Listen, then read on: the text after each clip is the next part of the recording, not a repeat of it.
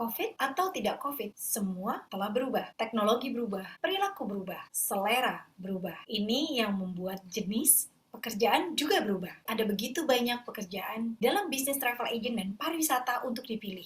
Sebagai industri terbesar di dunia, industri pariwisata memberikan kita banyak kesempatan kerja. Namun, industri pariwisata pada tahun 2022 dan seterusnya tidak lagi sama seperti beberapa tahun yang lalu. Jadi dalam video ini saya menguraikan pekerjaan mana di dalam dunia travel yang memungkinkan akan menjadi besar di tahun 2022 dan seterusnya. Pekerjaan dalam bisnis travel agent mencangkup beberapa pekerjaan yang tradisional, misalnya cabin crew atau travel agent. Ya, meskipun pekerjaan ini akan mengalami perubahan yang besar ke depan. Pekerjaan dalam perjalanan juga mencakup peluang yang baru di bidang seperti smart tourism, pariwisata berkelanjutan, atau sustainable tourism. Tonton terus video ini sampai akhir untuk mempelajari semua pekerjaan di masa depan di bidang perjalanan dan pariwisata. Bagi Anda yang baru pertama kali berjumpa dengan saya, hai, saya Madeline Sophie. Saya praktisi di bidang pariwisata dan travel agent lebih dari 25 tahun, khususnya di bidang pemasaran. Di channel ini saya berbagi tips mengenai cara memasarkan travel agent independen atau UMKM berbasis pariwisata secara digital. Jadi kalau Anda ingin menjadi travel agent independen, di sini channelnya. Dan kalau Anda merasa bahwa ini cocok untuk Anda, silakan Anda subscribe dan klik di tombol bel supaya Anda bisa dapatkan terus informasi-informasi mengenai tips-tips dari saya ke depan. Oke, saya langsung aja membahas 10 jenis pekerjaan di bidang pariwisata yang akan tumbuh pesat dan signifikan di tahun 2022. Yang pertama, Smart Technology Developer. Smart Tourism adalah tourism di masa depan. Smart Tourism adalah tentang pekerjaan yang dikelola secara efisien, memanage sumber daya, dan memaksimalkan daya saing. Dan yang terbaik dari Smart Tourism adalah dapat membuat pariwisata berkelanjutan. Smart Tourism terdiri dari banyak bentuk, misalnya QR Code untuk menu di restoran, memanage crowd atau mengatur nomor antrian, tour guide yang dapat diakses dengan menggunakan handphone, virtual tour, dan facial recognition sebagai pengganti tiket, di mana semua tidak lagi menggunakan kertas dan tidak terlalu banyak tenaga manusia, efisien. Yang kedua, travel insurance broker. Sejak pandemi COVID-19, traveler lebih peduli akan kesehatan, dan travel insurance seolah menjadi pilihan wajib bagi para pelancong. Jadi kalau Anda ingin mengambil bisnis yang menguntungkan saat ini adalah menjadi agent dari travel insurance. Anda dapat belajar mengenai strategi menjualnya bersama para pakar insurance, dan Anda tinggal memasarkannya. Yang ketiga, New Age Cabin Crew, Private Flight. Cabin crew atau awak kabin memang ada sejak pertama kali pesawat komersial diterbangkan,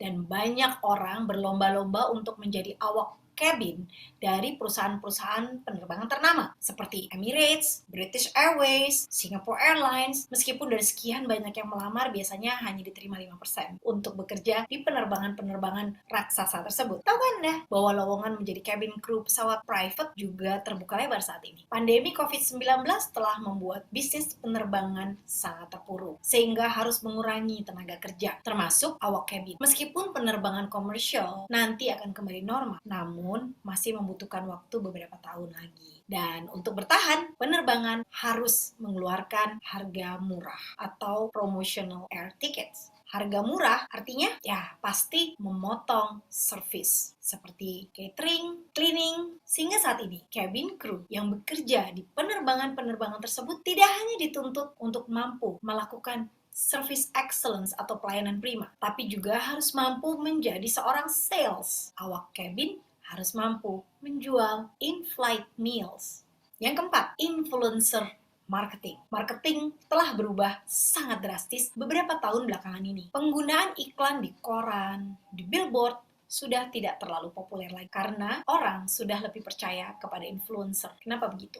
Inilah yang disebut sebagai influencer marketing. Saat ini orang sudah tidak percaya atas informasi yang datang dari atas, tapi lebih percaya informasi yang datang dari bawah dan langsung dari pengguna. Influencer marketing saat ini juga mempengaruhi keputusan orang untuk melakukan perjalanan wisata. Bisa dikatakan bahwa influencer marketing telah melakukan revolusi dalam beriklan. Tapi untuk menjadi blogger, tiktokers, YouTuber tidak mudah juga. Sama saja seperti bisnis yang lainnya. Ada kompetisi dan ada risiko. Tapi kalau misalnya, aduh kayaknya saya nggak bisa deh jadi influencer marketing. Bukan berarti Anda yang harus menjadi influencer marketing. Dalam influencer marketing, Anda tidak perlu traveling berkeliling dunia. Anda bisa bekerja untuk memasarkan misalnya dinas pariwisata, tourism board, atau objek wisata yang memang membutuhkan Anda untuk memasarkan produk wisatanya. Misalnya, menjadi social media marketing. Yang kelima, online travel agent atau consulting travel agent. Ini adalah travel agent masa depan. Kita melihat pergerakan yang progresif dari traditional travel agent. Banyak travel agent raksasa seperti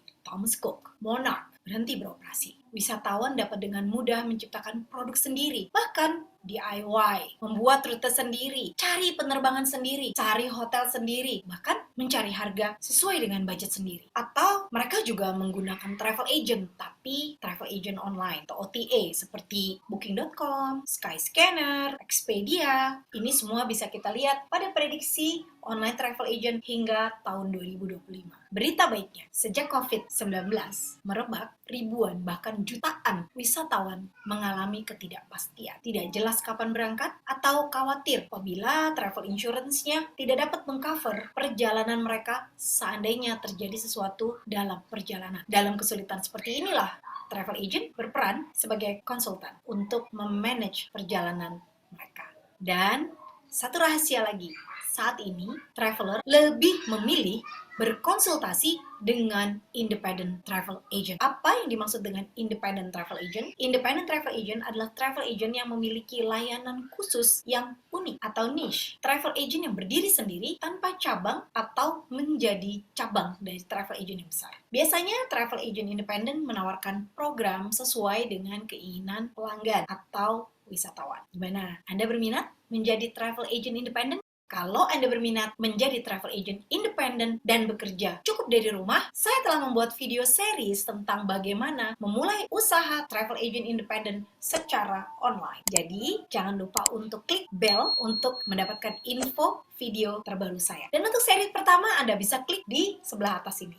Kita lanjut. Yang keenam adalah Sustainability Tourism Consultant. Kepedulian terhadap pariwisata berkelanjutan sudah bergulir selama beberapa tahun. Hingga saat ini masih menjadi pembicaraan hangat, bahkan semakin banyak peminat. Sustainable tourism antara lain eco-tourism, rural tourism, ethical tourism, volunteer tourism, mountain climbing, outdoor activity, glamping, masih banyak lagi. Dan ke depan, sustainable tourism akan semakin maju. Anda bisa mulai bekerja sebagai sustainable tourism consultant atau Anda bisa bekerja di area-area seperti volunteer organization, eco-tourism, atau bekerja pada NGO. Ketujuh, Chinese outbound tourism expert. Kita dapat melihat kenyataan bahwa industri pariwisata China berkembang sangat cepat. Mereka berkembang menjadi pasar yang terbesar di seluruh dunia. Target destinasi wisatawan China antara lain adalah Indonesia dan Thailand, khususnya Bali. Karena itu ya, saat ini Bali, Thailand mungkin sangat berharap turis China akan balik lagi kepada mereka. Wisatawan China tidak hanya populasinya yang besar, tetapi mereka juga terkenal suka berbelanja dan menghabiskan uang yang banyak di tempat wisata. Jadi popularitas turis China itu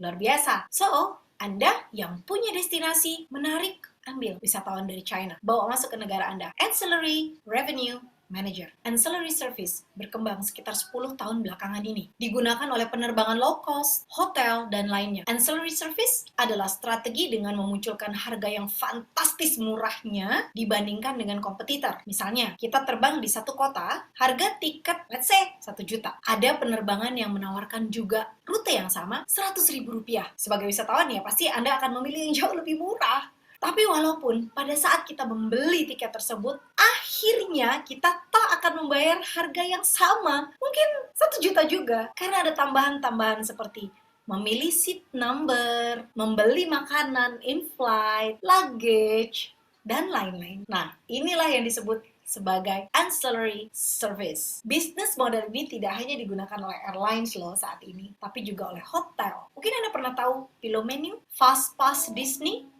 atau asuransi kendaraan. Yang ke-9, niche tourism provider. Tourism berubah. Orang sudah tidak tertarik lagi dengan rute yang dibuat. Orang lebih suka adventure, smaller, lebih kecil, lebih unik, lebih niche. Misalnya saat ini ada art tour, wisata seni, Hello Kitty. Yang terakhir, Anda bisa menjadi Airbnb host. Sharing ekonomi adalah hal yang dilakukan oleh Airbnb. Kalau Anda menyewakan rumah atau properti Anda di Airbnb, artinya Anda sudah memiliki bisnis Anda sendiri yang sedang trending. Jujur saja, Airbnb telah merubah wajah dari sektor akomodasi di dunia. Konsep kerjanya begini, Anda misalnya membeli sebuah properti, atau Anda punya properti, atau bahkan mungkin Anda punya kamar lebih di rumah Anda, atau Anda juga punya rumah pohon misalnya. Anda pasarkan di Airbnb. Di situ Anda bisa mendapatkan penghasilan sebagai pemilik penginapan kalau ada turis yang datang. Kalau semakin banyak turis yang datang dan menginap di properti Anda, harusnya sih Anda untung